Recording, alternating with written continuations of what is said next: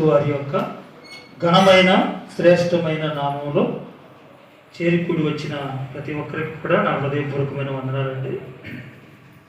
పరిశుద్ధ గ్రంథమైన దైవ గ్రంథంలో నుండి దేవుని వాక్యాన్ని చదువుకుందాం. ఈరోజు మనం వినబోతున్నటువంటి అంశ భాగం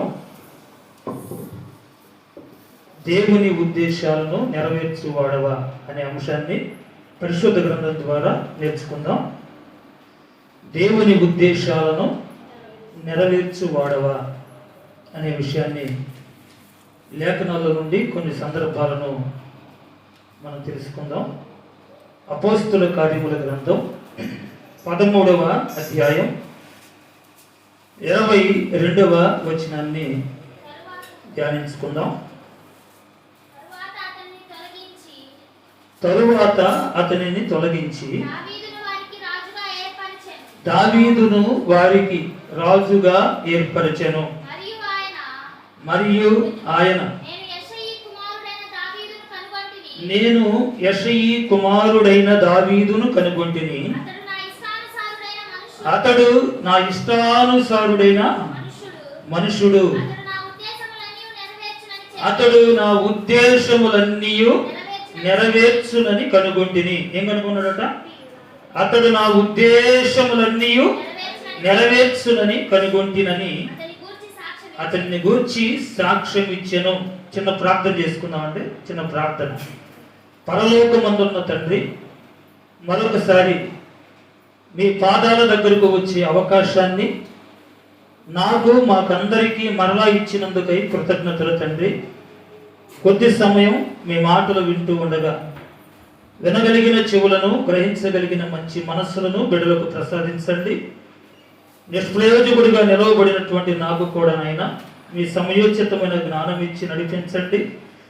మీ మాటలు వింటున్న మేము విని విడిచిపెట్టే వారముగా మాత్రము కాక, విన్న మాటల ప్రకారంగా ఈ లోకమందు ప్రవర్తించి మీ నామానికి మహిమకరముగా జీవించే భాగ్యములను కూడా ప్రసాదించమని యేసు నామములో ప్రార్థిస్తున్నాము తండ్రి, ఆమేన్. అని జాగ్రత్తగా దేవుని వాక్యాన్ని కొద్ది సమయం పరిశీలన చేద్దామండి. దేవుని ఉద్దేశములను తెలుసుకున్నావా? దేవుని ఉద్దేశం నీకు తెలుసా అనే ఒక ప్రశ్నతో మనం ఆలోచన చేద్దాం. నిజంగా దేవుని ఉద్దేశం ఏంటి? దేవుని ఉద్దేశాలను దావీదు గారు నెరవేర్చాడు, ఎంతో మంది భక్తులు నెరవేర్చారు. అసలు దేవుని ఉద్దేశం ఏంటి? ఏంటయ్యా నా విషయంలో నీ ఉద్దేశం ఏంటి అసలు అంటూ ఉంటాం. అంటావు లేదా? నీ ఉద్దేశం ఏంటి అసలు, ఏమనుకుంటున్నావు అంటూ ఉంటాం. మరి దేవుని ఉద్దేశం ఏంటి? దేవుని ఉద్దేశాలు నెరవేర్చాలట. దేవుని ఉద్దేశాలు నీవు నెరవేరుస్తున్నావా అనే అంశాన్ని లేఖనాల ద్వారా మనం పరిశీలన చేయబోతూ ఉన్నాం.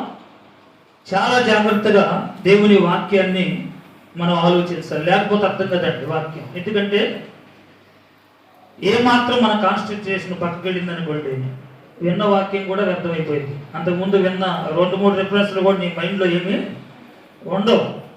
అందుకే ప్రతి మాటని మనకున్న సమయంలో దయచేసి జాగ్రత్తగా మీ మనసులను దేవుని వాక్యం మీద చెప్పేవారి వైపు, లేక మీ బుక్లో రాసుకునే అలవాటు ఉంటే రాసుకోవడం, దేవుని వాక్యం మీదే ఉండాలి. ఏది ఏమైనా కానీ మనసు రాసుకోవడం మీద, లేక బైబిల్ చూడటం మీద, లేకపోతే చెప్పేవారి వైపు వినటంలోనా. ఒక్కొక్కరికి వినికిడి శక్తి ఎక్కువ అండి. వినడంతోనే జాగ్రత్తగా గుర్తుపెట్టుకోగలుగుతారు. కొంతమందికి రాసుకుంటే కానీ గుర్తుండదు. అర్థమవుతుంది కదండి. కాబట్టి ఏది ఏమైనా దేవుని వాక్యం గుర్తుంచుకోవడం చాలా అవసరం. జాగ్రత్తగా ఆలోచిద్దాం. దేవుని ఉద్దేశాలను నువ్వు నెరవేరుస్తావా? నెరవేర్చగలవా? నెరవేర్చాలంటే అసలు ఆయన ఉద్దేశం ఏంటో తెలియాలి కదా. ఏంటి దేవుని ఉద్దేశం? అసలు దేవుని ఉద్దేశం ఏంటో మనం ఈరోజు తెలుసుకున్నామండి. ఎఫెసీయులకు రాసిన పత్రిక చదివిన లేఖన భాగం దగ్గరికి మరలా వద్దామండి. మనం ముందుగా అపోస్తలుడైన పౌలు గారు ఎఫెసీ సంఘానికి రాస్తూ 3వ అధ్యాయములో ఏం మాట్లాడుతున్నాడో ఒకసారి మనం చూద్దాం. ఎఫెసీయులకు రాసిన పత్రిక 3వ అధ్యాయము 8వ వచనం నుండి కొన్ని వచనాలను మనం పరిశీలన చేద్దాం. కొన్ని వచనాలను మనం పరిశీలన చేద్దాం. చదవండి. దేవుడు మన ప్రభు అయిన క్రీస్తు యేసునందు చేసిన నిత్య సంకల్పము చొప్పున పరలోకములో ప్రధానులకును అధికారులకును సంఘము యొక్క ఏమంటే సంఘము ద్వారా తన యొక్క నానా విధములైన జ్ఞానము ఇప్పుడు తెలియబడవలనని ఉద్దేశించి అనండి. ఏం ఉద్దేశం అంటే దేవుని ఉద్దేశం మొట్టమొదటిది జాగ్రత్త గుర్తుపెట్టుకోవాలండి. మొట్టమొదటిది దేవుని ఉద్దేశం ఏంటో ఇప్పుడు చదివాం. పౌలు గారు చెబుతున్నాడు దేవుని ఉద్దేశం ఏంటో. అసలు దేవుని ఉద్దేశం ఏంటండి? ఇప్పుడు చదివారు కదా, చెప్పండి చదివిన వారు. సంఘము ద్వారా అనే దగ్గర నుంచి గుర్తుపెట్టుకోండి. సంఘము ద్వారా తన యొక్క అనగా దేవుని యొక్క నానా విధమైన జ్ఞానం. ఏమంటే ఏ జ్ఞానం అట? నానా విధములైన జ్ఞానం బైబిల్లో ఉందండి. మామూలు జ్ఞానం కాదు ఇది. నువ్వు ఏ బుక్స్ చదివినా ఏ బుక్కుల్లో దొరకని జ్ఞానం బైబిల్లో దొరికిద్దండి. ఏ బుక్స్ లో దొరకని మహాజ్ఞాన గ్రంథం బైబిల్ గ్రంథం. నువ్వు బైబిల్ చదివావంటే మహాజ్ఞానవంతుడు అయిపోతావు. చాలా జ్ఞానం నీకు దొరుకుతుంది. ఈ మహాజ్ఞాన గ్రంథమైన దైవ గ్రంథంలో నుండట ఏం చేయమన్నాడు? నానా విధములైన జ్ఞానము సంఘము ద్వారా ఏం చేయాలట? ఇప్పుడు తెలియబడవలనని ఉద్దేశించి. దేవుని ఉద్దేశం ఏంటో అపోస్తలుడైన పౌలు గారు ఎఫెసీ సంఘానికి తెలియపరుస్తూ ఉన్నాడు. అంతేనా? అసలు దేవుని ఉద్దేశం ఏంటో అపోస్తలుడైన పౌలు గారు ఎఫెసీ సంఘానికి తెలియపరిచాడు. ఏం తెలియపరిచాడు అంటే నానా విధములైన జ్ఞానం సంఘము ద్వారా తెలియబడాలట. యేసు ప్రభు మన కొరకు కలవరి శిలువలో ప్రాణం పెట్టాడు, సమాధి చేయబడ్డాడు, తిరిగి లేచాడు. కాబట్టి ఈరోజు ప్రతి క్రైస్తవుడికి తెలిసిన మాటది. ఈ ఒకటే జ్ఞానం కాదు, బైబిల్లో ఉన్నదంతా జ్ఞానమే. ఎప్పుడు చెప్పింది దాన్నే చెప్పుకుంటూ ఉండడం కాదు. నానా విధములైన జ్ఞానం రావాలట సంఘం ద్వారా. అన్నాడా? సంఘము ద్వారా ఏమి రావాలట? నానా విధములైన జ్ఞానము ఇప్పుడు తెలియబడవలనని దేవుని ఉద్దేశం. అది దేవుని ఉద్దేశం ఏంటి తెలుసా? నానా విధములైన జ్ఞానం తెలియాలి సంఘానికి. అది కూడా సంఘం ద్వారా తెలియపరచబడాలట. అది నానా విధములైన జ్ఞానం. మొట్టమొదటి ఉద్దేశం గుర్తుపెట్టుకోండి అమ్మా. నానా విధములైన జ్ఞానమును సంఘము ద్వారా తెలియపరచవలనని దేవుడు ఉద్దేశించాడట. దేవుని ఉద్దేశం మనకు అర్థమైపోయింది. నానా విధములైన జ్ఞానం సంఘం ద్వారానే అనేకులకు తెలియపరచబడాలి అనే విషయం మొట్టమొదటిగా మనకు అర్థమైంది. కాబట్టి అనేక సందర్భాలు మనం వింటున్నాం లేదా? ఎప్పుడు విన్న మాటలే వింటలేదు, ఎప్పుడు చెప్పిన మాటలే మనం చెప్పుకోవట్లేదు.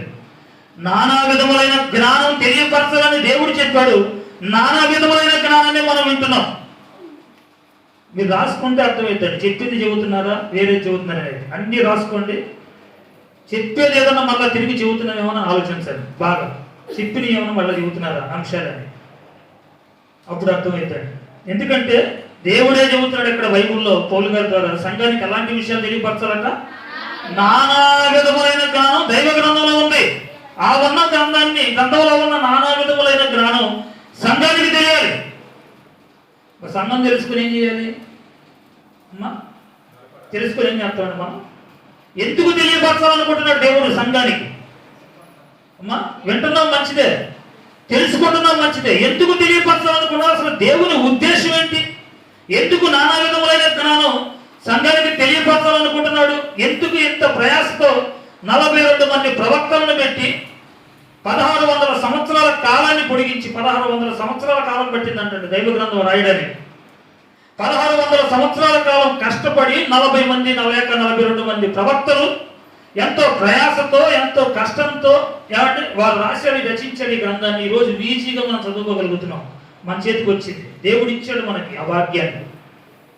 ఎందుకంత ప్రయాసపడ్డాడు ఈ గ్రంథాన్ని మన మధ్యకి రప్పించడానికంటే దీనిలో నానా విధములైన జ్ఞానం ఉంది.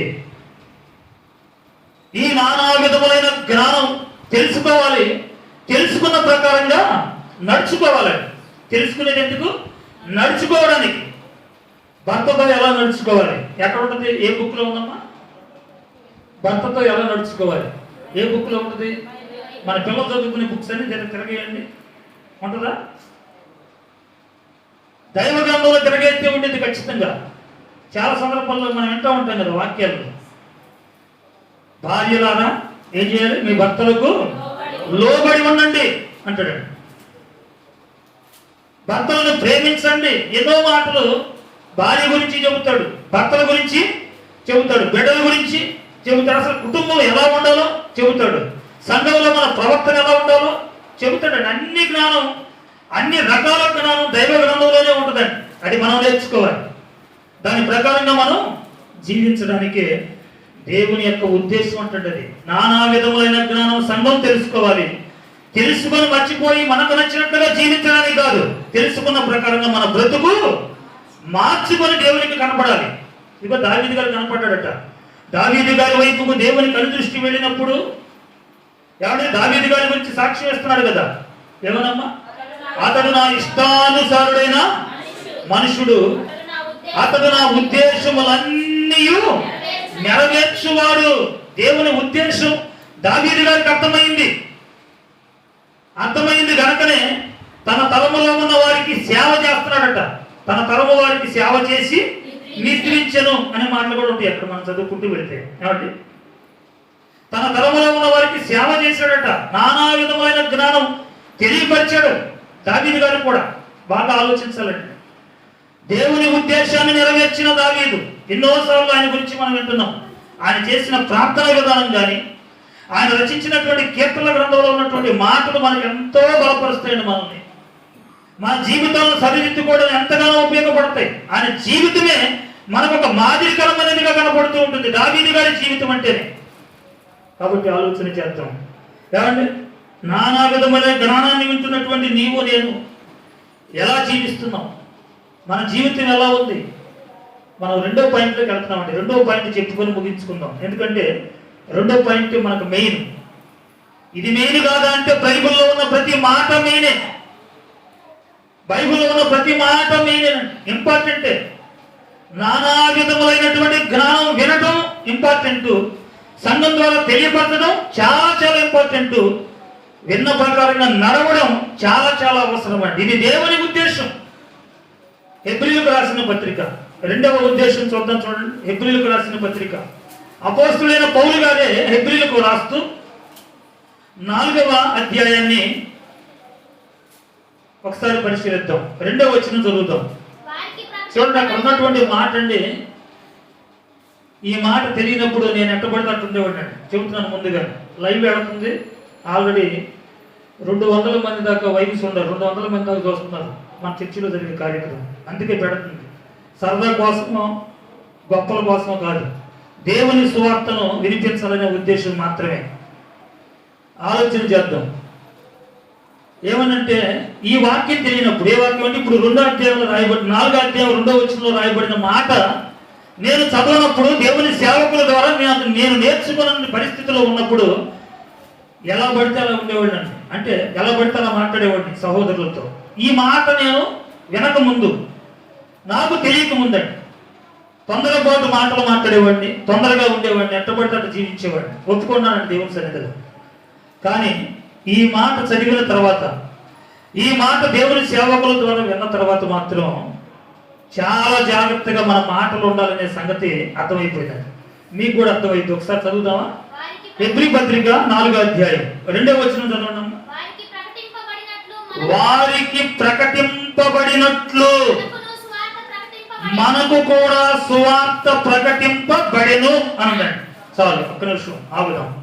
వారికి ప్రకటింపబడినట్లు, వారికంటే ఎవరికి?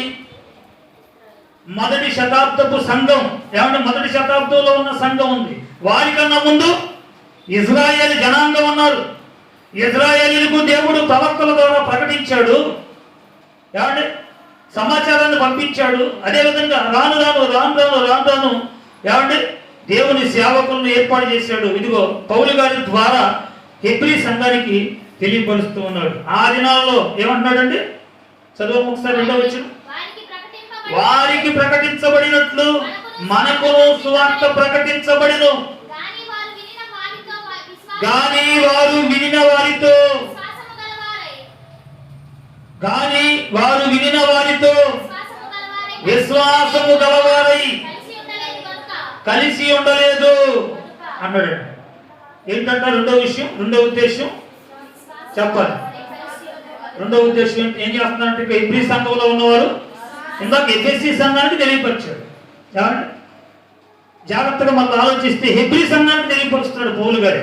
ఏం చేయట్లేదంటే వీళ్ళు ఇక్కడ సువార్త ప్రకటించబడిందట, వారికి ప్రకటించబడినట్లు ఈరోజు మనకి ప్రకటించబడుతుంది. వాక్యాన్ని విన్న తర్వాత వారు వినిన వారితో ఏం చేస్తుందట? విశ్వాసము గలవారై కలిసి ఉండలేదు అనే మాట ఉందండి. ఏం చేస్తుందట? వాక్యాన్ని వింటున్నారంట కానీ కలిసి ఉండడం లేదంటాడు.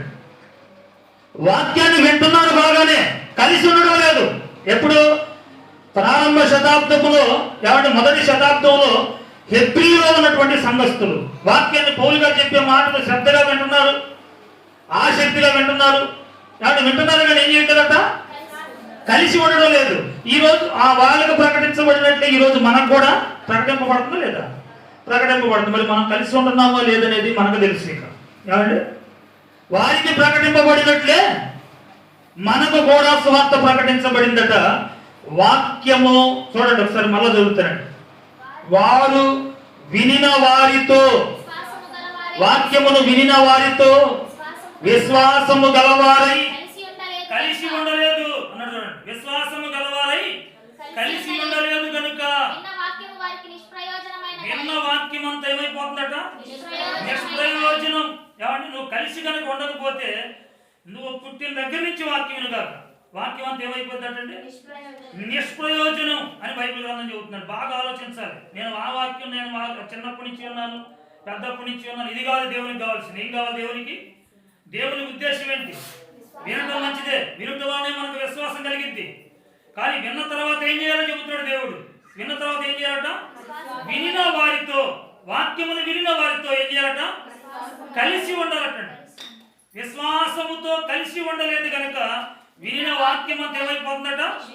నిష్ప్రయోజనం. విన్న వాక్యం అంతా నిష్ప్రయోజనం అయిపోయిందండి.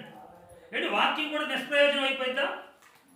అయిపోయిందండి. మరి విన్న వాక్య ప్రకారంగా మనం జీవించినప్పుడు మనం ఎన్ని విన్నా ఉపయోగం ఏముంది? విన్న ప్రకారం మనం ప్రవర్తించలేనప్పుడు ఎంత విన్నా, ఎన్నిసార్లు విన్నా ఉపయోగం ఏముంది చెప్పండి? దేవునికి ఉపయోగం ఏముంది? మనకి ఉపయోగం ఏంటి? వినేది పాటించడానికి, వినేది అనుసరించడానికి, వినేది దాని ప్రకారంగా జీవించడానికి. ఒకవేళ విన్న ప్రకారంగా ప్రవర్తించకపోతే వాక్యం ఏమవుతుందట? నిష్ప్రయోజనం అవుతున్నట్టండి. విన్న వారితో ఎలా ఉండాలట? కలిసి ఉండలేదు కనుక కలిసి ఉండాలట. దేవుని వాక్యాన్ని వింటున్న మనం కలిసి ఉండడం చాలా అవసరం అండి. దేవుడు నేర్పిస్తున్నటువంటి రెండవ ఉద్దేశం ఏంటట? వాక్యాన్ని వింటున్నటువంటి మనం కలిసి ఉండాలి. కలిసి ఉండకపోతే వాక్యం, విన్న వాక్యం అంతా నిష్ప్రయోజనం అయిపోయింది. నాకేం కావాలంటే కలిసి ఉండకపోయినా అనుకున్నావేమో. వాక్యం నిష్ప్రయోజనం అయిపోతుంది. అది కూడా ఎప్పుడు విన్న వాక్యం? ఒక వారం ఉందా, 2 వారాలు? ఏ వారం నిష్ప్రయోజనం అవుతుంది? చదవండి ఒకసారి. ఏ వాక్యం చదువుతారు ఒకసారి? ఎప్పుడు విన్న వాక్యం? వినబడిన వాక్యము వారికి ఏమవుతుందట? నిష్ప్రయోజనమైన దాయను అన్నాడు. వినిన వాక్యము వారికి నిష్ప్రయోజనం అయిపోతుంది. వినిన వాక్యం ఏమైపోతుందట? నిష్ప్రయోజనం. ఎందుకు పనికి రాకుండా పోతున్నాడు? దేవునికి ఉపయోగపడని మన జీవితం ఏమైపోతుందో ఆలోచించాలి ఒకసారి. దేవునికి ఉపయోగపడినటువంటి మన జీవితం బాగా ఆలోచించాలండి. వాక్యాన్ని వింటున్నాం, దేవునికి ఉపయోగపడుతున్నామా? వాక్యాన్ని వింటున్నాం. ఈ అవయవాలు దేవుని పని కొరకు ఉపయోగించాలని ఎన్నో సందర్భాల్లో విన్నాం. ఈ అవయవాలని దేవుడు ఇచ్చాడు మనకి. ఈ అవయవాలు దేవుని కొరకే వాడాలి, దేవుని పని కొరకే ఉపయోగపడాలని ఎన్నోసార్లు విన్నాం. ఏమాత్రం మనం ఉపయోగించగలుగుతున్నాం మన అవయవాలను దేవుని పని కోసం? ఏం పని చేస్తున్నాం? దేవుని ఉద్దేశాలను నెరవేర్చడానికి శరీరాలు చీల్చబడ్డాయండి. ఆ రోజు కొరడాలతో కొట్టించుకున్నారు, బెత్తెములతో కొట్టబడ్డారు, తల నరికించుకున్నారు, భయంకరమైన శ్రమలు అనుభవించారండి. దేవుని కొరకు ఈ అవయవాలను ఉపయోగించే పనిలో, దేవుని ఉద్దేశాన్ని నెరవేర్చే పనిలో భక్తులు ఆలోచన చేద్దామండి. దేవుని ఉద్దేశాలను నెరవేర్చే వారముగా మనం ఉంటున్నామో లేదో ఒక్కసారి మనం ఆలోచన చేయాలండి. ఆలోచన చేద్దాం. విన్నావు నువ్వు కూడా. ఎక్కడైనా మనం ఏం చేయాలి? అందరితో కలిసి ఉంటే సంతోషమే. దేవుడు చూస్తున్నాడు మన వైపు.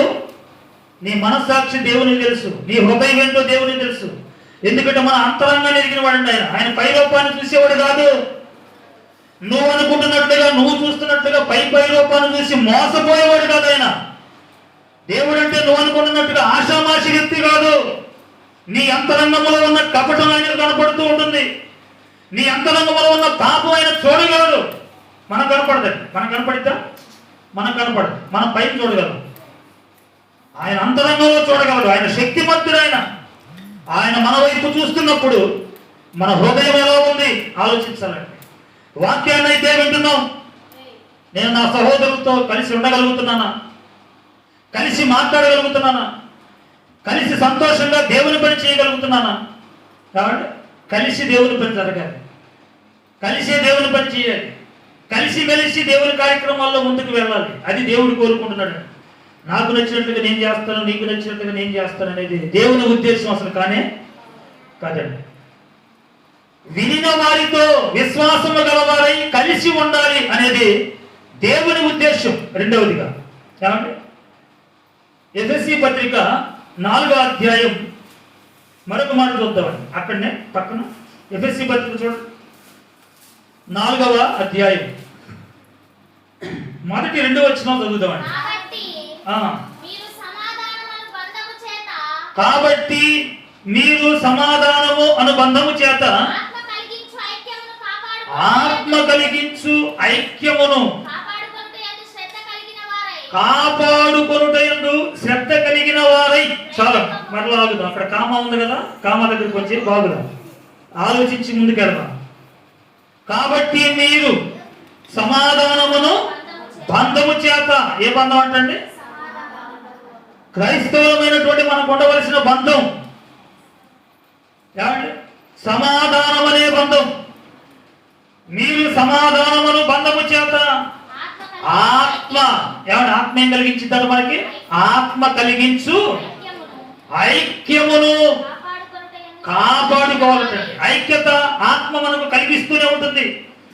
ఆత్మ మనల్ని ప్రేరేపిస్తూనే ఉంటుంది. ఆత్మ మనం ఐక్యంగా ఉండాలని కోరుకుంటుందట. ఆత్మ కలిగించు ఐక్యతను మనం ఏం చేయాలట? కాపాడుకోవాలట. కొంతమంది తల్లిదండ్రులు ఇచ్చినటువంటి ఆస్తిని జాగ్రత్తగా కాపాడుకుంటారండి. కాపాడుకుంటారు లేదా? తల్లిదండ్రులు ఇచ్చిన ఆస్తిని కాపాడుకుంటారు జాగ్రత్తగా, దాన్ని పోగొట్టుకోకుండా. కొంతమంది దుర్వినియోగం చేసుకోవచ్చు, పోగొట్టుకోవచ్చు కూడా. మరి ఆత్మ, పరిశుద్ధాత్మ కలిగించే ఐక్యత మనం కాపాడుకోగలుగుతున్నామా? ఇది చాలా ఇంపార్టెంట్ అండి. ఎందుకంటే దేవుని ఉద్దేశం కనుక, దేవుని ఉద్దేశమును నువ్వు తెలుసుకున్నావా అనే విషయాన్ని ఈరోజు మనం ఆలోచిస్తున్నాం. దేవుని ఉద్దేశాన్ని తెలుసుకున్న దావీదు దేవుని ఉద్దేశాన్ని నెరవేర్చాడు.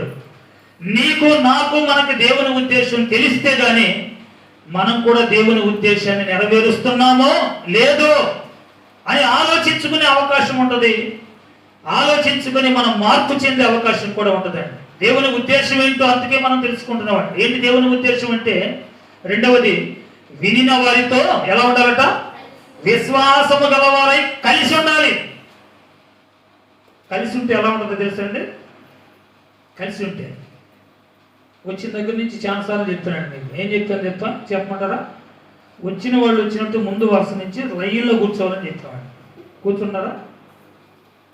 వచ్చిన వాళ్ళు వచ్చినట్టు ముందు వరుస నుంచి లైన్గా కూర్చోవాలని. కలిసి ఉంటే ఎక్కడైనా కూర్చోవాలి. ఎక్కడే కలిసి ఉన్నప్పుడు పరలోకంలో ఏం కలుగుతాయో? నరకమే. దేవుడిచ్చిన ఆయుష్కాలం, ఆరోగ్యం చాలా ముఖ్యం. నీకు దేవుని మాట మీద ఏమాత్రం విలువ ఉన్నా నీ ఉద్దేశాలు మార్చుకోవాలి. దేవుని వాక్యాన్ని బట్టి మనం మారాలండి. దేవుని వాక్యాలు వినపడుతుంది మనం మార్చుకోవడానికి. మన స్టైల్ మంది నా ఇష్టం అనుకున్నట్టుగా జీవిస్తే కుదరదు. నీ జీవితం మారాలి. వాక్యాన్ని బట్టి నువ్వు మారాలి అని దేవుడు ఆశపడుతూ ఉన్నాడు. అందుకే ఆయన ఉద్దేశం ఏంటో తెలియపరుస్తున్నాడు. వినిన వారితో మనం ఎలా ఉండాలంటే విశ్వాసము గలవారమై కలిసి ఉండు. వాడు కలవట్లేదంటే నువ్వు ముందు నువ్వు పలకరిస్తేగా ఎదుటోడు పలకరించేది. వాడు పలకరించకపోయినా పలకరి, దేవుడు చూసుకుంటాడు. ఇక శత్రువును కూడా ప్రేమించమని బైబిల్ గ్రంథం చెప్పినప్పుడు నీ సహోదరుని ప్రేమించడానికి ఏమొచ్చింది నీకు? ఏమండి, శత్రువులనే ప్రేమించాలి, వారి కొరకు ప్రాణం పెట్టాలనే మాటలు బైబిల్లో కనపడుతుంటే ఏమండి, సహోదరులతో ఎలా ఉండాలని మనం ఐక్యత కలిగి ఉండాలి. జాగ్రత్తగా దేవుని వాక్యాన్ని వింటుంటే వినిన వారితో విశ్వాసము గలవారై కలిసి ఉండాలి. ఇది దేవుని ఉద్దేశం. ఆత్మ మనకి ఏం కలిగిస్తూ ఉంటుందట కలిసి ఉండడానికి? చదువు ఒకసారి. ఆత్మ కలిగించు ఐక్యతను కాపాడుకోవాలంటే మనం కాపాడుకుంటే ఎందు శ్రద్ధ గలవారమై ప్రేమతో ఒకరిని ఒకడు సహించుచు, ప్రేమతో ఒకరిని ఒకడు సహించు. వచ్చిందనుకోండి సమస్య, ఒకటి తప్పేముంది, సహిద్దాం. ఏమంటే సహించమని బైబిల్ గ్రంథం చెబుతున్నాడు.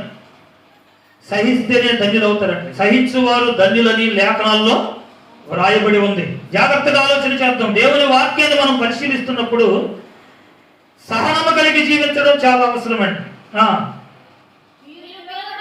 శ్రద్ధ కలిగిన వారి ప్రేమతో ఒకరిని ఒకడు సహించుచు, మీరు పిలువబడిన పిలుపుకు తగినట్లుగా దీర్ఘ శాంతముతో కూడిన సంపూర్ణ వినయముతోను సాత్వికముతోను నడుచుకొనవలెనని ప్రభువును బట్టి ఖైదీనైన నేను మిమ్మల్ని బ్రతిమలాడుకొనుచున్నాను అన్నాడు. బ్రతిమలాడుతున్నటువంటి పౌలు గారు ఖైదీలో ఉంది. కాబట్టి ఖైదీలో ఉన్నటువంటి నేను మిమ్మల్ని బ్రతిమలాడుకుంటున్నాను. అయ్యా బ్రతిమలాడి చెబుతున్నాను, మాట వినండి అన్నాడు. ఎఫెసీలో ఉన్న సంఘస్థులారా బ్రతిమలాడుతున్నాను మిమ్మల్ని అన్నాడండి. ఎందుకు బ్రతిమలాడుతున్నాడండి? సంఘాన్ని ఐక్యత లోపించింది, ఒకరితో ఒకరు కలిసి ఉండడం లేదు. కాబట్టి నేను బ్రతిమలాడుతున్నాను, ఆత్మ కలిగించు, ఐక్యతను కాపాడుకో. చాలా అవసరం అండి ఇది మనకి. వాడు నన్ను అదన్నాడు, ఇక వాడితే నేను ఏం చేయలేక తొందరపడి నన్ను ఒక మాట అన్నాడు, ఇక వాడితే నేను పలకను. కాబట్టి లోకస్తుడికి మనకు పెద్ద తేడా ఏముందండి? లోకస్తులు అంటే ప్రభువుల గురించి తెలియదు, వాక్యం తెలియదు, వారికి వదిలేసేయటం వాళ్ళని. ఎందుకంటే దేవుడు వారికి అవకాశం ఇస్తాడు. తగిన సమయంలో వారు మారు మనసు పొందుతారు. ఎందుకంటే ప్రతి మోకాలు ఆయన ఎదుట ఖచ్చితంగా వంగాల్సిందే ఆయన నామంలో. ఆ సమయం వచ్చినప్పుడు వచ్చేస్తారు. వచ్చిన మనం మాత్రం సహోదరుల ఐక్యత కలిగి నివసించుట ఎంత మేలు అని ఉందండి కీర్తన గ్రంథంలో. మేలు కూడా కోల్పోతున్నాం మనం. ఆలోచన చేద్దామండి.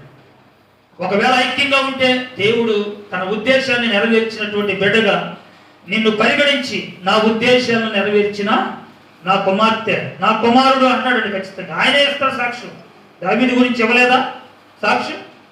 నా ఉద్దేశములను నెరవేర్చాడు దావీదు అన్నాడు కదండి. దేవుడే ఇస్తాడండి సాక్ష్యం. దేవుని ద్వారా నువ్వు సాక్ష్యాన్ని సంపాదించాలంటే దేవుని ఉద్దేశం నువ్వు తెలుసుకొని వాటి ప్రకారంగా నడుచుకోవడం నేర్చుకోవాలి. దేవుని ఉద్దేశాల్లో రెండవదిగా మనం చూసాం ఏంటట, వినిన వారితో వాక్య ప్రకారంగా విన్నాం. వాక్యం కలిసి ఉండాలి. కలిసి లేకపోతే దేవుని ఉద్దేశం మన మధ్య నెరవేరడం లేదు. దేవుని ఉద్దేశం నెరవేర్చడమే మనకు చాలా ప్రాముఖ్యం. దేవుని సన్నిధి ఎందుకు? దేవుని ఉద్దేశాలు నెరవేర్చడానికి. దేవుని వాక్యాలు ఎందుకు? దేవుని ఉద్దేశం తెలుసుకోవడానికి, తెలుసుకున్న ప్రకారంగా నడుచుకోవడానికి కదా. కాబట్టి ఆలోచన చేద్దామండి. మన జీవితం ఎలా ఉంది? నీ జీవితం, నా జీవితం, మన అందరి జీవితం. తొందరపాటు నిర్ణయాలు ఉంటాయి. తొందరపడినంత మాత్రాన ఏమండి కలిసి లేకపోతే ప్రమాదం అండి. అది మనకి, మన ఆత్మీయ జీవితానికే ప్రమాదం. మేలును కోల్పోతున్నావు. దేవుడు కలిగించే మేలు, సహోదరుల ఐక్యత వలన కలిగే మేలు చాలా గొప్పది. ఆలోచన చేద్దాం. ఎలా ఉండాలి ఇప్పుడు? ఆలోచించండి ఒకసారి. మొట్టమొదటిగా ఏం చెప్పాడమ్మా? నానా విధములైనటువంటి జ్ఞానం సంఘం ద్వారా తెలియపరచబడాలి. ఇది దేవుని ఉద్దేశం. రెండవది విశ్వాసము గలవారమై కలిసి ఉండాలి. కలిసి ఉండకపోతే ఏమైపోతుందంటే ఈ వాక్యం అంతా, వినిన వాక్యం అంతా నిష్ప్రయోజనం అయిపోయిందట. వాక్యాన్ని వినటం ఎంత అవసరమో కలిసి ఉండడం అంత అవసరం. చెప్పుకుంటూ ఒకరికి వందనాలు చెప్పాలంటే ఏం చేయాలి అనుకుంటారు? ఏమైనా తప్పే ఉందమ్మా? వందనాలు చెబితే కొడతారు మనల్ని ఏమన్నా? అదేమన్నా పెద్ద నేరమా? చెప్పండి, నేరమమ్మా అదేమన్నా? కలిసి ఉండాలి, ఒకరికొకరు వందనాలు చెప్పుకుంటూ ఉండాలి. ఐక్యంగా జీవించినప్పుడు దేవుని ఉద్దేశం మన పట్ల నెరవేరుతుంది అని దేవుడు మన వైపు చూస్తూ సంతోషపడతాడండి. ఆయన సాక్ష్యం ఇస్తాడు మన గురించి. ఆలోచన చేద్దామండి. ఇంకా మనం ముందుకు వెళితే మత్తయి సువార్త చూడండి ఒకసారి. 22వ అధ్యాయం మత్తయి సువార్తలో ప్రభు చెబుతున్నటువంటి మాటలు మనం గమనిస్తే, మత్తయి సువార్త 22వ అధ్యాయం 29వ వచనం చదువుతారా? అందుకు యేసు లేఖనములను గాని దేవుని శక్తి, ఎంత శక్తో తెలుసా దేవునిది? అర్థం కావాలి మనకి దేవుడు ఎంత శక్తిమంతుడో. కాబట్టి లేఖనములను గాని దేవుని శక్తిని గాని ఎరుగక పొరపాటు పడుతున్నారు మీరు అన్నాడండి. ఎందుకు మనం పొరపడుతున్నామట? కలిసి ఉండాలనే వాక్యాలు వింటున్నా కలిసి ఉండకపోవడానికి కారణం, బూతులు మాట్లాడకూడదనే వాక్యం వినబడినా బూతులు మాట్లాడడానికి కారణం, ఏమంటే అబద్ధాలు ఆడకూడదని వాక్యాలు వినబడినా అబద్ధాలు ఆడడానికి కారణం వాక్యం మనకు సరిగా లేఖనం ఎరగకపోవటం వలనే అంటాడండి. వాక్యాన్ని మనం ఎరగకపోతే మనకు పొరపాటు జరిగిద్దండి, మనం పొరపడతాం. రాయబడింది కదండి లేఖనాల్లో, మీరు లేఖనములను గాని దేవుని శక్తిని గాని ఎరగక పొరపడుచున్నారు అన్నాడు. లేఖనం మనం గుర్తిరిగితే నిజంగా దేవుని వాక్యం నీకు తెలుసు అని నువ్వు డిసైడ్ అయితే నువ్వు ఇలాగే ప్రవర్తించాలి. వాక్యాన్ని బట్టే నువ్వైనా నేనైనా ఎవరైనా సరే, నాకు వాక్యం తెలుసు అంటే అది మనం చెబితే కుదరదండి. వాక్యం తెలుసో లేదో నీ జీవితం ద్వారా అర్థమైపోయింది జనానికి, అంతే కదండి. నా జీవితం ద్వారా అర్థమైపోవాలి జనానికి, మన ప్రవర్తనే అర్థమైపోవాలండి ఎదుటి వాడికి. మన మాదిరికరమైనటువంటి జీవితం ద్వారా అర్థమైపోయింది. లేఖనం నెరవేరుతుందా నీ జీవితాన్ని బట్టి. వాక్యం లేఖనం ద్వారానే మనం మన జీవితాన్ని మార్చుకోవాలండి. దేవుని ఉద్దేశం అర్థమవుతుంది మనకి.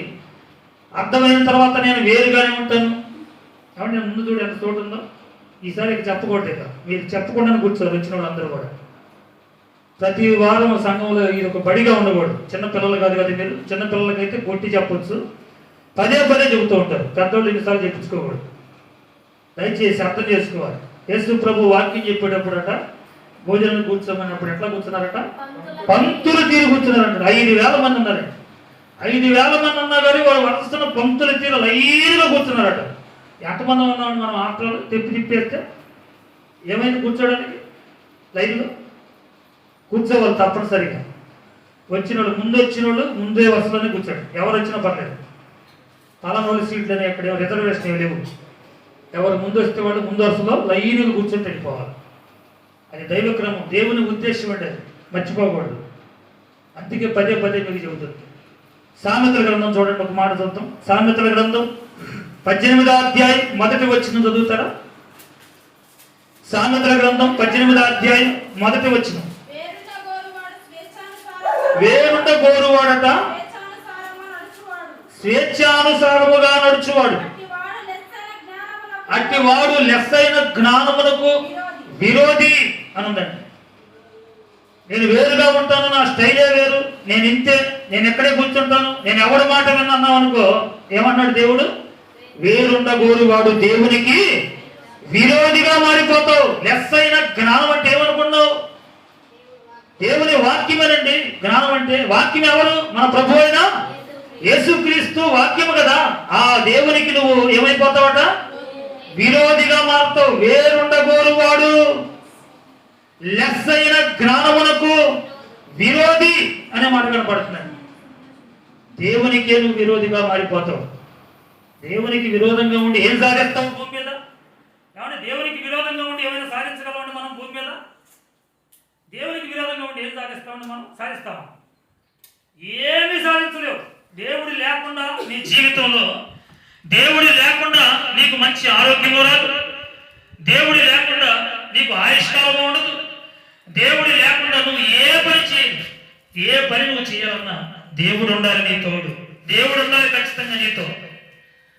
కాబట్టి ఆలోచన చేద్దామండి. ఆయన్ని మనం విరోధిగా మార్చుకుంటే ఏమీ సాధించలేమండి మనం. కాబట్టి ఆలోచించి మంచి నిర్ణయాలు తీసుకోవాలండి మనం. వేరుండ గోరువాడు దేవునికి ఏమైపోతాడట? విరోధిగా మారిపోతాడు. ఎఫెసీయులకు రాసిన పత్రికలో ఇందాక చదివాం కదమ్మా, 4వ అధ్యాయం 2వ వచనం చదువుతారు ఒకసారి. దేవుని ఉద్దేశం అక్కడ చూడండి. కాబట్టి మీరు ఏంటట, వేరున్నాయని ఆలోచన మానుకొని ఏంటట, సమాధానం అనే బంధం కావాలి. ఇది ఆత్మ సంబంధమైన బంధం అండి. ఇది ఆత్మీయమైనటువంటి మనకు ఉండవలసిన బంధం. ఎన్నో బంధాలు ఉన్నాయి మనకి. అత్తాకోడల బంధం ఉంది, తల్లి కొడుకుల బంధం ఉంది, ఏమండి అన్న చెల్లెల బంధాలు ఉంటాయి, అన్నదమ్ముల బంధాలు ఉంటాయి, ఉన్నాయా? ఎన్నో రకాల బంధాలు మనకు తెలుసు. ఎన్నో బంధాల్లో అన్ని బంధాలు బాగా, మా అమ్మతో నేను బాగుంటాను, మా అమ్మ బంధం నాకు చాలా ముఖ్యం, మా నాన్న బంధం నాకు చాలా ముఖ్యం అనుకుంటున్నావు. మరి దేవుడు నేర్పిస్తున్న ఈ బంధం, సమాధాన సంబంధమైనటువంటి ఈ బంధం అవసరం లేదా? సమాధానం అనే బంధం కావాలి. అందరితో సమాధానంగా ఉండాలి. ఆయన సమాధానానికి కర్త అని మన ప్రభు, ఆయన సమాధానానికే కర్త. అసలు లోకంలో ఉన్న మనకు సమాధానం ఇవ్వడానికి కదా ఆయన వచ్చింది. మనకు సమాధానాన్ని కలిగించడానికే మన ప్రభు ఈ లోకానికి వచ్చాడనే సంగతులు మనకు లేఖనాల్లో ఎన్నో కనపడుతున్నాయి. ఏం సాధిస్తావు నువ్వు సమాధానం లేకుండా? ఏం సాధిస్తావు ఎవరితో పలకకుండా? ఏమైనా సాధించగలవండి? ఏం ఉపయోగం పోని చెప్పండి దానివల్ల? కానీ 1 లక్ష రూపాయలు వస్తాయా సమాధానం లేకుండా ఇష్టం వచ్చినట్టుగా జీవించడం వల్ల? వస్తాయమ్మా? ఏమీ ప్రయోజనం లేదు. దానివల్ల వచ్చేది ఇంకా పతనమే. పతనమే ఖచ్చితంగా. లేఖనంలో ఉందండి. ఆ మాటలన్నీ కూడా బైబిల్లోనే ఉన్నాయి, నా సొంత మాటలే కాదు. ఏమంటే దేవుడు ఏది చెప్పాడో అది చేయటం వరకే మన పని. దేవుడు ఏది రాయించాడో దాని ప్రకారంగా నడవడమే మన పని. మిగతాదికి మనకు సంబంధం లేని విషయాలు. ఇక ఆలోచిద్దాం. సమాధాన బంధము చదవాలి. సమాధానము అనే బంధము చేత ఆత్మ కలిగించే ఐక్యము కాపాడుకోవాలి. శ్రద్ధ కలిగి ఉండాలి. ప్రేమతో ఒకరిని ఒకడు సహించాలి. 3వది అమ్మా, అంతే కదా? సమాధాన బంధం, ఆత్మ కలిగించే ఐక్యత, ప్రేమతో ఒకరిని ఒకడు సహించుడి. ప్రేమతో ఒకరిని ఒకరు సహించుడు అంటే ఎవరు ఒకరు తొందరపడేవాడు ఉంటారు. కంపల్సరీగా మంచి 10 మంది ఉన్న చోట పేతురు ఉన్నాడండి. యేసు ప్రభుతో పాటు తిరుగుతున్నాడు. ఏమండి యేసు ప్రభువుని కొట్టుకోవడానికి వస్తారండి. యేసు ప్రభువుని ప్రశ్నించడానికి రాంగల్నే పేతురు గారు ఏం చేస్తాడో తెలుసు కదండి.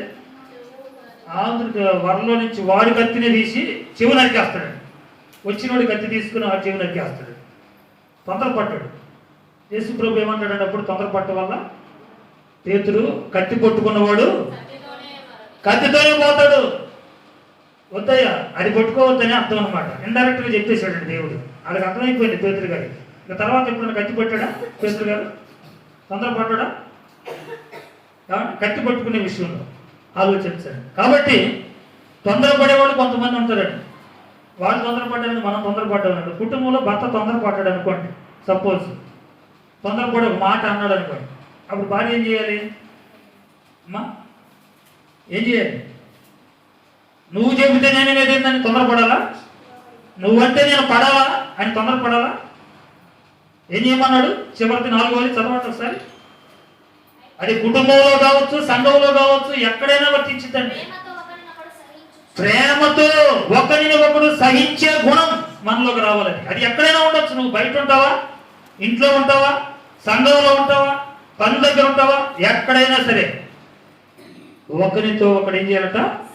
సహించే మనసు ఉండాలండి. ప్రేమించే మనసు ఉండాలట. ఆలోచించండి. ఎంతవరకు సహించాలండి? ఎంతవరకు సహించాలి మేము అనుకున్నారా? ఎంతవరకు సహించాలో చూడండి. ఒక మాట చూద్దాం. మత్తయి సువార్త 24వ అధ్యాయం 13వ వచనం. మత్తయి సువార్త 24వ అధ్యాయం 13వ వచనం. ఎంతవరకు అండి మేము సహించాలి? 1 సారా, 2 సార్లా, 3 సార్లా, లేక 4 సార్లా, 10 సార్లా? ఎన్నిసార్లు చెప్పాడు చూడండి ఒకసారి. మత్తయి సువార్త 24వ అధ్యాయం 13. అంతము వరకు సహించువాడు ఎవడో వాడే రక్షింపబడేది అన్నాడండి. ఏంటంట? ఎప్పుడు వరకు సహనం? అంతం అంటే మనం ఈ లోకాన్ని విడిచి చచ్చి పోవాలి, లేదంటే యేసు ప్రభు 2వ రాకడన్నా జరగదు. ఈ 2 ఏదో ఒకటి జరగాలండి. అదే అంతమే. యేసుప్రభు ఈ లోకానికి వస్తే ఇంకేముండదు, మొత్తాన్ని కాల్చేస్తాడు. ఇక మిక్కుటమైన వేండ్రముతో కాల్చివేయబడతాయని లేఖనంలో రాయబడింది. ఈ భూప్రపంచం అంతా కాలిపోయింది. కాబట్టి ఆలోచించండి. దేవుని వాక్యం మనం ఆలోచిస్తూ ఉంటే ఎంతవరకు సహించాలంట. నువ్వు భర్తనైనా భార్యనైనా చేసుకునేటప్పుడు ప్రమాణం చేసేవుగా. ఏమని చేసే ప్రమాణం? కలిమి అందు, లేమి అందు, కష్టమందు, సుఖమందు, వ్యాధి అందు, బాధ అందు, అన్నిట్లో ఏ విషయం అందు కూడా ఏమంటా కలిసి ఉంటుందని ప్రమాణం చేసావు, సహిస్తానని ప్రమాణం చేసావు. భర్త కూడా చేస్తాడు, ఇద్దరు చేశాడు. ఇద్దరికీ ఉండాలి లక్షణం. భార్యను ఉద్దేశించి దేవుడు ఏమో రాయలేదు. భార్య అయినా భర్త అయినా, సంఘంలో సహోదరుడైనా సహోదరైనా, ఎవరైనా సరే సహనం అనేది చాలా అవసరం అండి. ఎప్పటి వరకు ఈ సహనం అంటే అంతము వరకు సహించువాడు ఎవడు వాడే రక్షింపబడతాడు అనే విషయాలు దేవుని యొక్క లేఖనాల ద్వారా మనం చూస్తూ ఉన్నవాడు. లేదంటే నేను సహించేది లేదు, వేరుంటానన్నావా, వేరుండకూడదు వాడు ఏమవుతాడు చూసే కదా, దేవునికి విరోధ అవుతాడు. ఇంకొక మాట చూద్దాం చూడండి. దేవుని వాక్యాన్ని విన్న తర్వాత కూడా సహించడం లేదనుకోండి, మనం ప్రేమించడం లేదనుకోండి, మనం కలిసి ఉండడం లేదనుకోండి, మనం ఏం మాట రాశాడు చూడండి ఒకసారి. సామెతల గ్రంథం 17వ అధ్యాయం 11వ వచనం. సామెతల గ్రంథం 17వ అధ్యాయం 11వ వచనం చదువుతున్నారంటే జాగ్రత్తగా చూద్దాం. తిరుగుబాటు చేయువాడు ఏం కోరుకుంటాడట? కీడు చేయుటకే కోరును. మేలు చేయాల్సిన వాడు ఏం చేస్తా ఉంటాడట? కీడు చేయడం ప్రారంభిస్తాడట. ఎవరు? తిరుగుబాటు. ఎవరి మీద?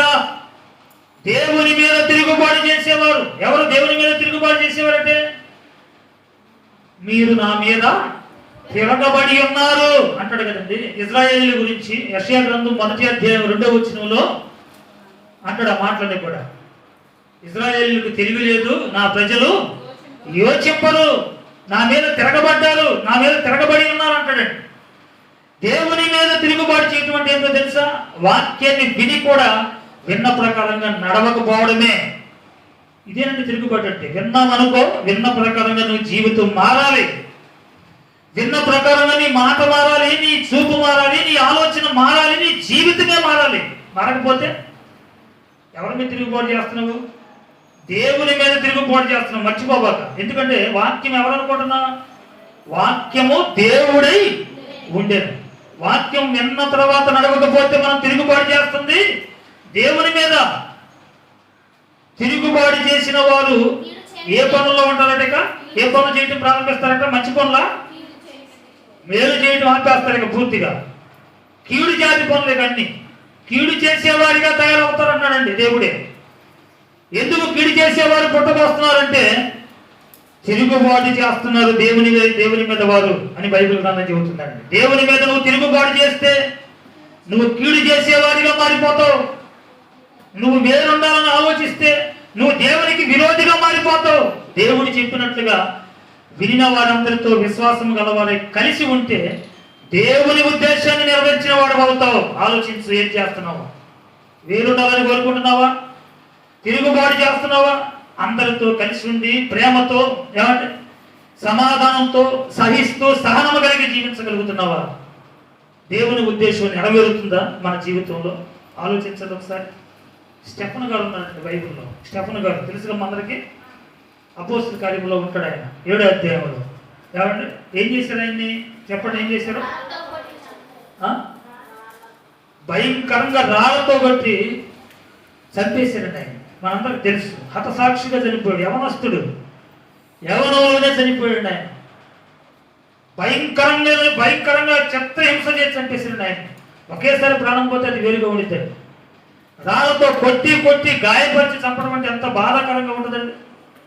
కొట్టేటప్పుడు కూడా ఏమండి ఎంత సహించాడండి. ఈ మాట నేను ఎందుకు చెబుతున్నానంటే స్టెఫన్ గారి గురించి అంతము వరకు సహించిన వారి జాబితాలో స్టెఫన్ గారు ఉన్నారు. ఆయన చనిపోయే వరకు సహిస్తూనే వచ్చాడండి. చనిపోయే వరకు సహించాడా? చనిపోబోయే ముందు కూడా మోకరించి ప్రార్థన చేస్తున్నాడు. కాళ్ళ మీద రాళ్ళు పడి ఉండొచ్చు, రాళ్ళతో గాయమై ఉండొచ్చు. ఏమంటే గాయములో రక్తం కారుతూ కూడా ఏం చేస్తాడో తెలుసా? మోకరించి ప్రార్థన చేసాడు అంటాడు. 7వ అధ్యాయం 60వ వచనం చివరిలో ఉంటుంది చూడండమ్మా. అతడు మోకాళ్ళుని, ప్రభువా నన్ను కొట్టిన వీరి మీద, నన్ను రాళ్లతో కొట్టిన వీరి మీద ఏం చేయొద్దు, ఈ పాపం మాత్రం మోపకము అని గొప్ప శబ్దంతో పెద్దగా వస్తున్నాడు అంటాడు. ఏమని? నన్ను కాపాడండి అని కాదు, నన్ను కొట్టొద్దని కాదు. ఏమవుతున్నాడట? నన్ను రాళ్లతో కొట్టిన వీరి మీదకి, అయ్యా ఈ రాళ్ల వలన కొట్టిన ఈ పాపం వారి మీదకి రానియొద్దయ్యా అని మోకాళ్ళుని ప్రార్థన చేస్తున్నాడంటే పెద్దగా అరిచి. సహించినట్టేనా స్టెఫెను గారు? ఇంకా సహించాల్సింది ఏమైనా ఉందా? రాళ్లతో కొట్టిన శత్రువులనే క్షమించి సహించినారండి భక్తులు స్టెఫెను గారు. మాటంటేనే సహించలేకపోతున్నాం మనం. మాటకే కొడితే ఎట్టుండితే ఎవరు ఏమంటే మాటకే సహించలేని పరిస్థితిలో ఉన్నామంటే మనం అసలు ఏ రేంజ్లో ఉన్నాం? అసలు దేవుని ఉద్దేశం తెలుసా మనకి? దేవుని ఉద్దేశం నీకు అర్థమైతే నీ జీవితం ఇలాగే మారాలి, స్టెఫెను గారు లాగే మారాలి. దేవుని ఉద్దేశం నీకు అర్థమైతే నీకు ఇలాగే మారిపోయిందండి నీ జీవితం. ఖచ్చితంగా ఇలా మారినప్పుడే మనకు ఉద్దేశం అర్థమైనట్టు అన్నమాట. ఎవరో మనం ఏదో అన్నారని, ఏదో చేస్తున్నారని ఒక మాట అంటే చాలు, వాటికి పలకనేక, వాళ్ళ ఇంటి దగ్గరికి వెళ్ళవు, వాళ్ళతో మాట్లాడను, వాళ్ళు వచ్చినా పలకరించినా నేను పలకను, వాళ్ళకి అసలు ఏ సహాయం నేను అంటే ఏమనుకుంటున్నావు నువ్వు? దేవుని ఉద్దేశం తెలుసా? అసలు నీకు అర్థమైందా? అదే కదండి మన ప్రశ్న. దేవుని ఉద్దేశం నీకు తెలుసా అనే అంశాన్ని వింటున్నామండి. దేవుని ఉద్దేశం తెలుసా మనకి? ఇప్పుడు తెలుసుకున్నాక తెలుసుకున్న దగ్గరనైనా అసలు ఆ దేవుని ఉద్దేశం ప్రకారంగా మనం ఉన్నామో లేదో ఒక్కసారి పరీక్షించుకుందామండి. ఉంటే సంతోషమే, ఒకవేళ లేకపోతే మాత్రం పరీక్షించుకోవాలి. విన్న వాక్య ప్రకారంగా మన జీవితం ఉంటే మంచిదే. అందరితో సమాధానంగా, అందరితో ప్రేమగా, అందరితో కలిసి ఉండడం, అందరిని ప్రేమించడం, అందరితో సహనం కలిగి జీవించడం, ఈ లక్షణాలు మనలో ఉంటే చాలా మంచిదే. దేవుడు సంతోషపడతాడు, మంచి సాక్ష్యం మనకి ఇస్తాడు, మంచి లైఫ్ ఇస్తాడు దేవుడు భూమి మీద. ఒకవేళ లేకపోతే మాత్రం మనల్ని మనం ఏం చేయాలండి? పరీక్షించుకోవాలి. మనల్ని మనం పరీక్షించుకొని మన జీవితాలు ఎలా ఉన్నాయో ఒక్కసారి ఆలోచించుకుందాం. దేవుని ఉద్దేశం ప్రకారంగా మనమందరం కూడా ఆయన ఉద్దేశం ఏంటో తెలుసుకొని వాటిని నెరవేర్చే వరముగా ఉన్నామో లేదనని మనం ఆలోచించాలండి. దేవునికి కనుక నువ్వు భయపడి ఒకవేళ ఆయన ఉద్దేశాన్ని కనుక నువ్వు నెరవేరిస్తే నీకు ఒక గొప్ప మేలు జరగబోతున్నాడు. ఏం జరుగుతుందో చూస్తారు. ఒక మాట చూసి ముగించుకుందామని ప్రార్థన చేసుకున్నాను. చివరి మాట 145వ కీర్తన. ఒకవేళ దేవుని ఉద్దేశాన్ని నువ్వు తెలుసుకున్నావు కదా, తెలుసుకున్న ప్రకారంగా నీ జీవితాన్ని మార్చుకోగలిగితే, తెలుసుకున్న ప్రకారంగా దేవుని ఉద్దేశాన్ని కనుక నువ్వు నెరవేర్చగలిగితే ఏం జరుగుతుందో, ఏం మేలు జరుగుతుందో ఒకసారి చూద్దాం. 145వ కీర్తన 9వ వచనం. దేవుని యందు భయభక్తులు కలిగిన వారి కోరిక దేవుడు నెరవేరుస్తాడంట. మన ఆలకించి రక్షిస్తాడంటండి. ఏం చేస్తాడంట దేవుడు? ఎప్పుడైతే నువ్వు దేవునికి భయపడతావో, వాక్యానికి భయపడతావో, వాక్య ప్రకారంగా జీవిస్తావో, వాక్య ప్రకారంగా జీవించినప్పుడు మనం దేవునికి భయపడినట్టే ఖచ్చితంగా. వాక్యం నెరవేరడం లేదు మన జీవితంలో అంటే దేవుని భయం లేదు మనకి అని అర్థం అండి. దేవునికి భయపడటం అంటే ఏంటి? వాక్యాన్ని జీవితంలో నెరవేర్చడమే. నెరవేరిస్తే ఏం జరుగుతుందంటే మనకి దేవునికి భయపడితే నీ కోరికలన్నీ దేవుడు, చాలా కోరికలు ఉన్నాయి మనకి, ఉన్నాయా? అసలు ఏ కోరిక లేదా? కోరికలన్నీ తీరాలంటే ముందు దేవునికి భయపడటం నేర్చుకోవాలి, దేవుని ఉద్దేశాన్ని నెరవేర్చడం తెలుసుకోవాలి, అందరితో కలిసి ఉండడం నేర్చుకోవాలి, సమాధానంగా ఉండడం నేర్చుకోవాలి, ప్రేమించడం నేర్చుకోవాలి, కాబట్టి సహించడం కూడా నేర్చుకోవాలి. అప్పుడే దేవుని ఉద్దేశం నెరవేరుతుంది, నీకున్న కోరికలు కూడా దేవుడు తీరుస్తాడండి. కాబట్టి ఆలోచించి మంచి నిర్ణయాన్ని తీసుకుందాం. దేవుడైతే మన కోరికలన్నీ తీర్చడానికి ఆయన సిద్ధంగా ఉన్నాడు. మనం సిద్ధమవ్వాల్సిందల్లా దేవుని ఉద్దేశం నెరవేర్చడానికి మనం సిద్ధమవ్వాలి. అయ్యా నీ ఉద్దేశాలు ఇప్పటి వరకు నేను నెరవేర్చకపోతే, నీ మాటలు విన్నాను, ఇప్పటి నుండైనా నీ ఉద్దేశాలను నెరవేర్చేవాడనుగా నేను ఉండటానికి సిద్ధపరచాయని చిన్న ప్రార్థన చేసుకుందామండి. మనం అందరం కూడా చిన్న ప్రార్థన. పరలోకమందున్న తండ్రి, మరొకసారి మీ పాదాల దగ్గరకు వచ్చి ప్రార్థిస్తూ ఉన్నాము నాయన. దేవుని ఉద్దేశాన్ని నెరవేర్చే వారముగా మేము ఉన్నామో లేదో మమ్మల్ని మేము పరీక్షించుకోవడానికి మీరు మాట్లాడిన మాటలకై కృతజ్ఞతలు తండ్రి. ప్రతి మాట వింటున్న మేమంతా మా సహోదరులతో, మా కుటుంబాలలో, మా తోటి వారితో మేము ఎలా ఉంటున్నామో మమ్మల్ని మేము పరీక్షించుకొని, ఒకవేళ వాక్యానికి వ్యతిరేకంగా మా జీవితాలు కనుక ఒకవేళ ఉంటే వాక్యాన్ని బట్టి సరిచేసుకొని మీ ఉద్దేశాన్ని నెరవేర్చే వారముగా ఉండుటకు మీ సహాయం అందించమని వేడుకుంటూ ఉన్నాం. చేరికూడి వచ్చిన ప్రతి బిడ్డను మీరు జ్ఞాపకం చేసుకునండి. జరగనైనటువంటి కార్యక్రమం అంతటిలో కూడా మీ కృప చూపమని వేడుకుంటూ యేసు పరిశుద్ధ నామములో ప్రార్థిస్తున్నాము తండ్రి. ఆమేన్.